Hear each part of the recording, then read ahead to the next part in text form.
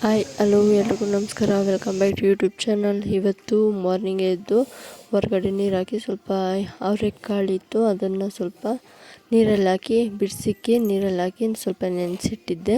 ಅದನ್ನು ಬೆಳಗ್ಗೆ ಎದ್ದು ನಾನು ರಂಗೋಲಿ ಎಲ್ಲ ಹಾಕಿ ಸ್ವಲ್ಪ ಇದಕ್ಕೆ ಬಿಡೋಣ, ಇದಕ್ಕೆ ಬೇಳೆ ಸಾಂಬಾರು ಮಾಡೋಣ ಅಂತ ರೆಡಿ ಮಾಡ್ಕೊತಾ ಇದ್ದೀನಿ. ಹಾಗೆ ಇದಕ್ಕೂ ಸ್ವಲ್ಪ ಟೈಮ್ ಕೂಡ ಆಯಿತು, 1 ಅವರ್ ಹಿಡಿತು ನನಗೂ ಒಬ್ಬಳೇ ಮಾಡಿರೋದ್ರಿಂದ. ಅದಕ್ಕೆ ಸ್ವಲ್ಪ ಇದೆಯಷ್ಟು ಸ್ವಲ್ಪ ಜಾಸ್ತಿ ಹೊತ್ತಾಗೋಯಿತು.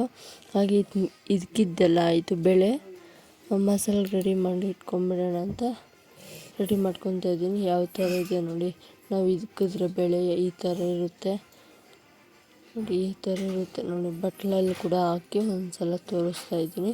ಹಾಗೆ ಮಸಾಲೆ ರೆಡಿ ಮಾಡ್ಕೊಂಬಿಡೋಣ ಅಂತ ನಾನು ಕೂಡ ಒಂದು ಜಾರಿಗೆ ಒಂದು ಈರುಳ್ಳಿ ಒಂದು ಇದರಲ್ಲಿ ಒಂದು 6-5 ಬೀಜ ಮತ್ತು ಈರುಳ್ಳಿ, ಕೊತ್ತಂಬರಿ ಸೊಪ್ಪು, ಪುದೀನ ಸೊಪ್ಪು, ತೆಂಗಿನಕಾಯಿ, ಸ್ವಲ್ಪ ಶುಂಠಿ, ಹಾಗೆ ಮನೆಯಲ್ಲಿ ಮಾಡಿರುವ ಮಟನ್ ಮಸಾಲ. ನಾನು ಮಸಾಲೆ ಪುಡಿನೇ ಯೂಸ್ ಮಾಡ್ಕೊತೀನಿ, ಇದಕ್ಕೆ ಸಾಂಬಾರು ಪುಡಿ ಇದ್ದು ಯಾವುದೂ ಯೂಸ್ ಮಾಡ್ಕೊಳೋದಕ್ಕೆ ಹೋಗಲ್ಲ.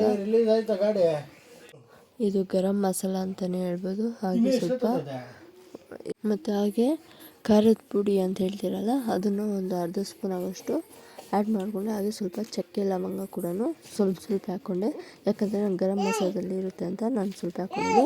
ಹಾಗೆ ಇದಕ್ಕಿದ್ವಲ್ಲ ಬೇಳೆ, ಅದನ್ನು ನಾನು ಒಂದು 6-5 ಕಾಳುಗಳು ಎತ್ಕೊಂಡಿದ್ದೀನಿ, ಜಾಸ್ತಿ ಎತ್ಕೊಬಾರ್ದು, ಅದೇ ಸ್ಮೆಲ್ ಬಂದರೆ ಚೆನ್ನಾಗಿರಲ್ಲ ಸಾಂಬಾರು. ಹಾಗೆ ನಾನು ರುಬ್ಕೊಂಡಿದ್ದು ಕೂಡ ಆಯಿತು, ಮಸಾಲೆ ಕೂಡ ನೋಡಿ. ಮಸಾಲೆ ಯಾವ ಥರ ಇದೆ ಅಂದರೆ ನೋಡಿ. ಹಾಗೆ ಗ್ಯಾಸ್ ಮೇಲೆ ಒಂದು ಕುಕ್ಕರ್ಗೆ ಸ್ವಲ್ಪ ಎಣ್ಣೆ, ಸಾಸಿವೆ ಹಾಕಿ ಸ್ವಲ್ಪ ಸಾಸಿವೆ ಎಣ್ಣೆಯಲ್ಲಿ ಬೆಂದು ಸಿಟ್ ಅನ್ನೋವರೆಗೂ ಇದ್ದು, ಸ್ವಲ್ಪ ಈರುಳ್ಳಿ ಮತ್ತು ಕರಿಬೇವಿನ ಸೊಪ್ಪು ಹಾಕಿ ಸ್ವಲ್ಪ ಬ್ರೌನ್ ಕಲರ್ ಬರೋವರೆಗೂ ಫ್ರೈ ಮಾಡ್ಕೋಬೇಕು ನೋಡಿ. ಕರಿಬೇವಿನ ಸೊಪ್ಪೆಲ್ಲ ಸ್ವಲ್ಪ ವಾಡ್ಕೊಳೋ ಥರ ಬಂದಿದೆ ನೋಡಿ, ಈ ಥರ ಇರಬೇಕು ಈರುಳ್ಳಿ ಮತ್ತು ಕರಿಬೇವಿನ ಸೊಪ್ಪು. ಹಾಗೆ ಮಸಾಲೆ ರುಬ್ಬಿಟ್ಕೊಂಡಿದ್ವಲ್ಲ ಅದನ್ನು ಹಾಕ್ಕೊಂಡು ಸ್ವಲ್ಪ ಚೆನ್ನಾಗಿ ಮಿಕ್ಸ್ ಕೂಡ ಮಾಡ್ಕೊತಾ ಇದ್ದೀನಿ. ಅದಕ್ಕೆ ಸ್ವಲ್ಪ ರುಚಿಗೆ ತಕ್ಕಷ್ಟು ಉಪ್ಪು ಹಾಕಿ ಮತ್ತು ಸ್ವಲ್ಪ ಹೊತ್ತು ಕುದಿ ಬರೋವರೆಗೂ ವೆಯ್ಟ್ ಮಾಡಿದೆ. ಕುದಿ ಬಂದಮೇಲೆ ಸ್ವಲ್ಪ ಚೆನ್ನಾಗಿ ತಿರ್ಸ್ಬಿಟ್ಟು, ಯಾಕಂದರೆ ಉಪ್ಪು ಇವಾಗೆಲ್ಲ ಹಾಕಿದ್ದು, ಅದಕ್ಕೆ ಸ್ವಲ್ಪ ಚೆನ್ನಾಗಿ ಮಿಕ್ಸ್ ಆಗಬೇಕು.